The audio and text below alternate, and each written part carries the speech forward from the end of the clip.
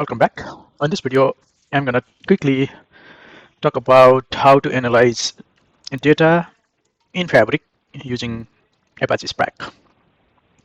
Using Spark, how to analyze data on Fabric. So for that, we have to perform a couple of steps. Like the number one is we got to create workspace if you don't have any as of now. The next, we have to create the lake house and upload the file. Once we create the Lakehouse, then we have to upload the file in Lakehouse. Then after we gotta create the notebook. Once you have the notebook, you have to create the data frame to establish the relationship. And then finally we can start analyzing the data, right? So I'm gonna show you all of these basic step how to do it. Okay. So for that, let me go to my Fabric. This is my Fabric window. As I said, the first step is to create the workspace. I'm going to create new workspace here. Name the workspace. Let's say this, and then apply. Once I have the workspace, the next step is I have to create the one lake, or what that was again, Lakehouse. Sorry. So Lakehouse. Let me name this and create. I do have a workspace and Lakehouse. Then next step is I have to upload the data.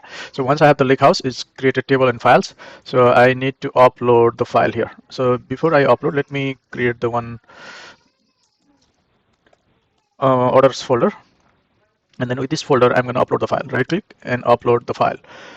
So I'm going to bring some file that already I downloaded. These are this file from Adventure Work databases. So I upload those three files. Once these uploaded, it's going to show up here.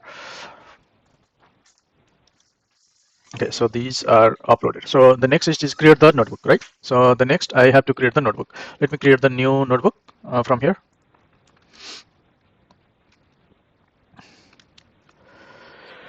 And then I can rename this notebook is the lib notebook. So now I can go to this file folder, data lake, file, orders, and then the next step is to create the data frame. So in order to create the data frame, what I can do is basically I can right click and load the data using Spark. So basically this data frame df is using Spark to read CSV file with option header is true and load from this location, this 2019 CSV file. So if I execute this one, it's gonna read that file through the Spark. I have separate video about the Spark. If you want to take a look more to understand how Spark works, then you can check out the Spark video. Okay, so data frame has been established. So basically 2019 data has been successfully read from the Spark. The next what we want to do here is I wanted to filter some data. So let's see this data. It sounds like we do not have the column name, right? The column name. So what we can do is we can give them the column. I can create the new code base here, and then I have a schema for this 1, 2, 3, 4, 5, 6, 7, 8 schemas. I already have this structure. Column name and data type, column name and data type, and then everything else is the same.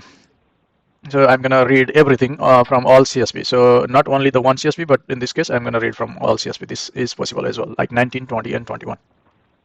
With this script, I will be able to add the header here. And what I want to do next is, let's say I wanted to count customers. For that, I can create new code base. Execute. So basically what we are doing, we are creating we are listing customer name and email only. Also we wanted to print customer count and distinct customer count as well. So this is customer count and this is distinct customer count, and this is customer name and email display these thing, right? So this is what we have done it. Let's say what else we want to do it. Let's say we want to do the group by some of the group by, right? Okay, some group bys or some calculation. Just let's say order date. We want to see the order only and group by that year only and group by year and order by year. So I want to see this kind of data. Then what I want to do, I just run this, and this is what the result is. So basically, what we are doing here is we are analyzing data uh, right here.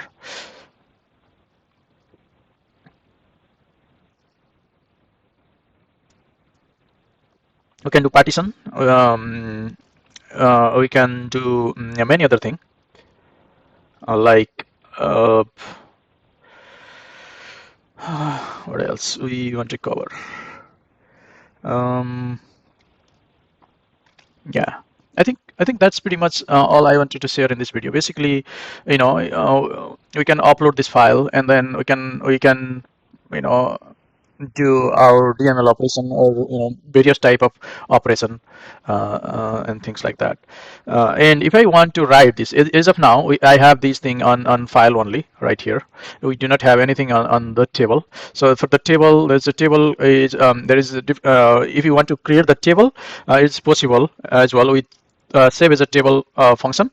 So save as a table, basically this df, I have to declare this df. I think this df is data frame is declared, and we want to write that format is delta and save as sales order table. Let me see if this gonna work. Okay, I'm gonna save this data into sales order table in this table. Once this completed, the data will be saved as a form of table here. Okay, so if I refresh the table, you should be able to see the table here. And then you can see the data from that table as well. So let's start from that table, display data frame, right? So yeah, this table. So since we have the table here, what we can do, we can manipulate the table, or we can do more SQL code like what we are doing here. We are doing the order by. We are summing unit price into quantity plus tax as a gross revenue from the sales order table. So this kind of calculation is possible as well. Okay, this is our result, and then you can view through the chart as well um, the result sheet, right? So this is pretty much I wanted to cover. What else we wanted to we can do the data analysis from Fabric. This is really cool. So this is all I want to cover in this video. We'll see you on next video. Thank you so much. Bye for now.